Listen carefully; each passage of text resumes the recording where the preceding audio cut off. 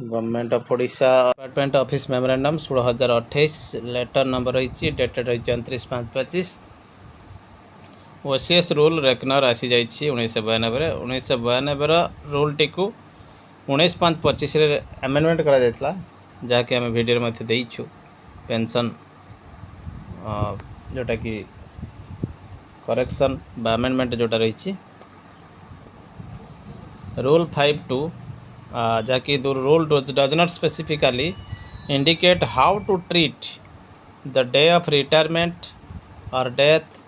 where the employee was absent from duty on leave or otherwise or under suspension. यही rule रे कौन specification नथिला सूचना नथिला जदि जड़े एम्प्लॉई रिटायरमेंट दिन डेथ करी जाए किंबा एब्सेंट रुए ड्यूटी रु किंबा सस्पेंशन हुए किंबा आउ कौन कारण पर से न थाए से कौन करा जिवो एबे अमेंडमेंट आसला प्रोविजन मॉडिफाई हैला extend that in case where the government servant immediately before the retirement or death was absent from duty on leave or otherwise or under suspension, the day of retirement death shall be day of retirement or death जोटा भी हिथिबो part of such leave or absence or suspension सेथिपाई से आकु consider करा जिबा एवं ग्रहणीय हेबो ताहाकु मध्य हिसाब करा जिवो pension pi rule 7 subsection 2 explanation under this rule provides definition of departmental proceeding judicial proceeding जदि थाए केवल प्रोविजनल पेंशन दिया जाउथला एम्प्लॉय मानकु पेंडेंसी केस थिले फाइनल पेंशन दिया जाउ नथिला विथहोल्ड करा जाउथला फाइनल पेंशन को एवं ग्रेचुइटी को किंतु नुआ रूल रे इंसर्ट करा गला रेगुलर पेंशन ग्रेचुइटी आउ अदर रिटायरमेंट बेनिफिट को मध्य सुविधा कर दिया गला केवल कौन केस ना मजिस्ट्रेट जदि कग्निजेंस करना विजिलेंस चार्ज रूल 34 सबसेक्शन 4 रे no specific guideline and time frame for withdrawal of resignation tendered by government employee आगु गवर्नमेंट एम्प्लॉय कौन सी स्पेसिफिक टाइम नथिला सेमानकर रेजिग्नेशन को विड्रॉल करने किंतु एठी गोटे टाइम फ्रेम दिया जाइछि of 90 days for application of withdrawal of recognition resignation by government employee has been prescribed 90 दिन मध्य सुजोग दिगला पुणी थे रेजिग्नेशन देइथिबा चाकरी को फेरी पाइबा रूल 49 रे डीसीआरजी 15 लाख 20 लाख थिला स्टेट एम्प्लॉय एवं जुडिशियल एम्प्लॉय मानक पई तो निश्चित देखो एठी मैक्सिमम डीसीआरजी 20 लाख 25 लाख वृद्धि करागला 5 लाख लेखाए तो निश्चित भाव यह 1/1/24 इफेक्टिव हो रूल 56(5)(a) जो थे कि स्पेसिफिक इंडिकेशन नथिला spouse including post retiral spouse तो निश्चित देखु and judicially separated wife or husband जो स्पाउस किंबा पोस्ट रिटायरल जो मैंने रिटायरमेंट पर मन करंतु जनकर डिवोर्स हो जाउछि से बाबद कौन स्पेसिफिक नथिला post retiral spouse and judicially separated wife and husband are included with the purview of spouse for benefit of family pension. Eligibility of widow or widower for family pension shall not be affected by the amount of her income from other sources. तांकर अन्य कौन सी source income सहित संपर्क नहीं आपंकर retirement पर मध्य जड़े divorce करें और नुआ स्पाउस नहीं पारे से नुआ स्पाउस को मध्य से पेंशन बेनिफिट मिल पार ये रूल रहा से किंतु नथिला rule 56 rule 56 5C triple I रहा जो थे कौन मेंशन ही नथिला dependency of the disabled child on the employee pensioner disability in child occur during life time of the employee or pensioner disable child अर्थात हैंडिकैप चाइल्ड जदि dependent थे से कौन मेंशन ही नाला किंतु एबे डिसेबिलिटी चाइल्ड को existed manifested before the death of government servant जो गवर्नमेंट सर्वेंट डेथ पूर्वर बा पेंशनर डेथ पूर्वर जदि डिसेबल्ड चाइल्ड डिपेंडेंट अच्छी गवर्नमेंट सर्वेंट कि पेंशनर उपरे तेबे से मध्य एलिजिबल हेबे फैमिली पेंशन फॉर लाइफ सारा जीवन पे से पेंशन पाइबा योग्य रूल 56(5)(c) आईवी रे थिला कौन स्पेसिफाए नथिला rule regarding issuance of disability certificate was mention disability certificate mention करिया पे इश्यू करिया पे कौन मेंशन नथिला नुआ रूल रे प्रोविजन मेंशन है आरपीडब्ल्यूडी एक्ट 2016 अनुसार एवं 17 अनुसार assessment by appellate medical board को सेमाने करि परिबे 56(5)(c) रे reporting of fact of manifestation of disability in a child by the nominee of the government employee तो निश्चित भाव रिपोर्टिंग फैक्ट करिया पे कह जायतला किंतु द वर्ड और हिज हार nominee have been deleted because family pension to disabled child shall be granted basing on the dependency of the child. Nominee थिले जे पाइबो सेमिति किछि नाही सेमानकर डिपेंडेंस उपरे निर्भर करे 56(5)(c) a disabled unmarried daughter was become ineligible for receiving family pension under this sub rule जदि जणे handicap हेतले मध्य जदि से झीटीए से कौन करुला बिकम इनएलिजिबल इन अयोग्य होता फैमिली पेंशन पाइबापी जो दिन से मैरेज कर जाऊला किंतु एबे चेंज हो गला allow disabled daughter to avail the benefit of family pension even after her marriage subject to the condition that her husband's annual income जदि 5 लाख रु कम हो तेबे से लाइफ टाइम पेंशन पाइब से झील मैरेज करगले जदि डिसेबल हो 56(5)(c) रे थिला family pension sub rule was to stop हेउथला unless the guardian furnished a certificate to the treasury or bank as the case may be every month he or she has not started earning in case of daughter that she has not yet married प्रति मास से report करथले जे से रोजगार करी नाही किंबा से बाहा हेई नाही झीटीए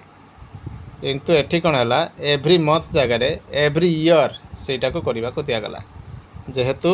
यह समय सापेक्ष एवं लाइफ सर्टिफिकेट देला भली कथाटी है एवं एठी कौन कर रूल 56(5)(e) रे widow divorce disable divorce daughter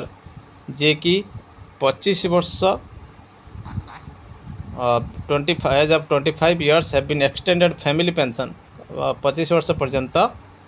तांको फैमिली पेंशन दिया जाउथला किंबा सेमानकर रिमैरेज किंबा मृत्यु पर्यंत however there was no mention about the dependency of these daughters on the government employee विषय स्पेसिफिक मेंशन है नथला किंतु एठी मेंशन करा गला जे से गवर्नमेंट एम्प्लॉय के ऊपर से निर्भर करूची at the death of her mother or father as the case may be rule 56(5)(f) रे at present family pension disabled child कौन करा paid through guardian except in case of physically crippled son जे आदौ चली पारु नहीं सेमानक छड़ा तो guardian को थ्रो रे दिया जाउथला सहायता किंतु चेंज हो गला family pension shall be paid to the disabled child who is suffering from any disorder जेकोसी डिजॉर्डर थिले ताको इंटेलेक्चुअल डिसेबिलिटी मध्य निया जीवो तांको मिल पारिबो फैमिली पेंशन 56(9) रे no provision for nomination of a person as a guardian by government employee or pensioner for grant of family pension to a disabled child who is suffering from intellectual disability मानसिक विकृति पिला को दिया जाउ नथिला किंतु एठी सेटा को इंक्लूड करा गला एवं सेथिरे मध्य गवर्नमेंट एम्प्लॉय नॉमिनी रखी पारिबे रूल 56(9)(a) जो where father or mother is eligible for 2 family pension in respect of their children who are government servant maximum amount of the family pension shall be respectively एटी कौन होता जो दुईटी family pension कथा आसूला देखु रही father or mother is eligible for 2 family pension in respect of their children who are government servant maximum amount केते दे होता 12,000 per month in case of 2 enhanced family दुईटी फैमिली पेंशन क्षेत्र में 12,000 टंका दि जाता मासक आउ 12,000 दि जाता in case of 1 enhanced family pension 6,000 टंका दि जाता जदि both at normal rate there is no provision to enquire annual income विषय में कौन सूचना नाला किंतु एठी कौन करा मैक्सिमम पेंशन को 50% ऑफ द हाईएस्ट पे जोटा लास्ट पे 50%। एठी मध्य से कथा कहुई family pension 2 enhanced family pension 1 enhanced family pension रही 30% हम केते बेले ना जेते बेले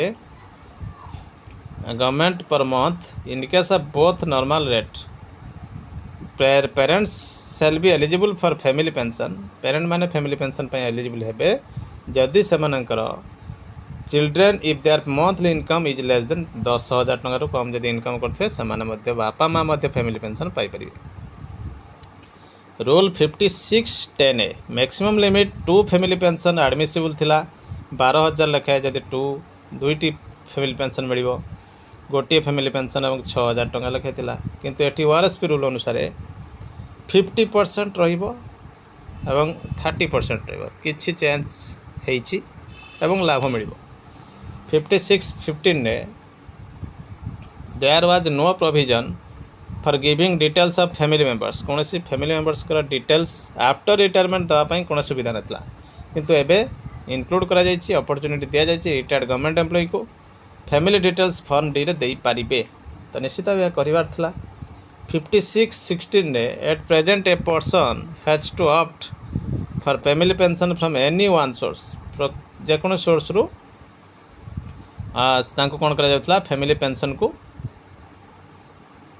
ऑप्शन नापी कह जाता either from military service or civil service family pension किंतु बर्तमान कौन करागला फैमिली पेंशन मिलिटरी सोर्स रु ऑल्सो भी eligible for civil dual pension तांको सुजोग दिया गला कहीं से माने एक्स सर्विस मैन भाव में पाई परिबे एठी मध्ये पाई परिबे। रूल 89 सी डबल आई एठी मध्ये देखिदेबा कोन रहिछि नो स्पेसिफिक प्रोविजन नथिला डीएनएस रिलीफ पाई on the family pension in favour of government employee in receipt of DA on his pay DA तांका पे रे डीएनएस रिलीफ पाई कोनोसी स्पेसिफिक प्रोविजन नथिला किंतु ए से केस रे कोन करागला डीआर को अलाउड करागला government employee who is getting his DA on own pay मन कोन जने सरकारी कर्मचारी निजे चाकरी करछंती डीए भी पाउछंती किंतु एठी डीए पाई अलाउ करा जाउ नथिला कि स्पेसिफिकेशन नथिला किंतु एठी सुविधा करि दिया। रूल 115 जोटा कि आमर नुआ करी एथिरे एंट्री करा जायछि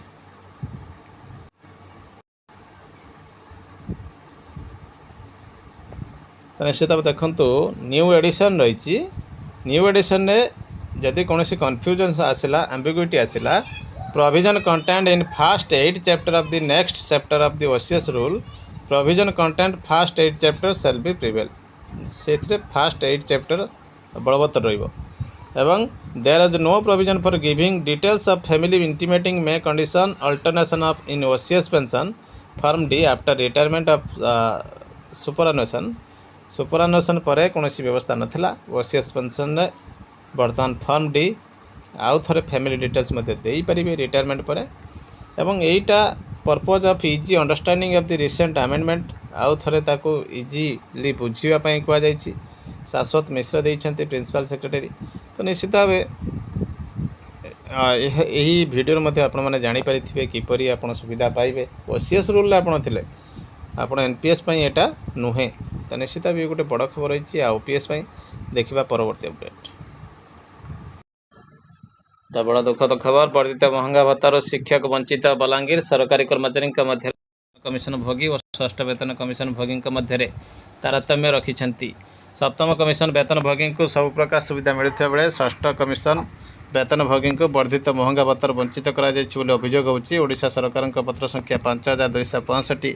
11/3/24 अनुजाई जो शिक्षक कर्मचारी 31/23 सुधा 100% ग्रांटीनेट पाऊे से सप्तम वेतन कमिशन हार दरमा पाइबा सह महंगा भत्ता पाइबे किंतु जो कर्मचारी मैंने से मानदंड पूरण करें ना सरकार आदेश अनुजाई बड़ी पड़े षष्ठ वेतनभोगी शिक्षक और कर्मचारी मैंने बारंबार मुख्यमंत्री शिक्षा मंत्री तथा शिक्षा सचिवों पाखे दाबी करते हैं से समस्यार समाधान करागला ना फल पूर्व सरकार भली राज्य में नुआ सरकार षष्ठ वेतनभोगी को प्रतारणा कर अभियोग होउछि। ओडिशा सरकार अर्थ विभाग पत्र संख्या 11,711 बाई 11/4/25 अनुजाई सप्तम वेतन कमिशन पाउथिया कर्मचारी माने वर्धित महंगा भत्ता 53% वृद्धि हुई 55% जाए पिछला भाव 1/1/25 रु बकेया आकार में पाइबे। सही क्रम गत एप्रिल मासर दरमार वर्धित महंगा भत्ता मिसिक पाइले अर्थच सामान काम को सामान दरमा कहूथिया सरकार आज जाए षष्ठ वेतन कमिशन भोगी को सप्तम वेतन कमिशन में सामिल कले ना वर्धित महंगा भत्ता प्रदान करने को निर्देशनामा जारी कले। केंद्र सरकार एवं अष्टम वेतन कमिशन पर प्रस्तुत होता बेले राज्य सरकार षष्ठ वेतन कमिशन भोगी समस्या समाधान करूना। प्रतिथर सरकार सप्तम वेतन कमिशन दरमा पाउथिया कर्मचारी पोष्यपुत्र भाव देखुता बेले षष्ठ वेतन कमिशन भोगी को वैमातृक मनोभाव पोषण कर अभियोग उठुची। राज्य सरकार तुरंत षष्ठ वेतन कमिशन भोगी समस्या समाधान करने को शिक्षक शिक्षा कर्मचारी महल दाबी होउची। देखिबा परवर्ती अपडेट।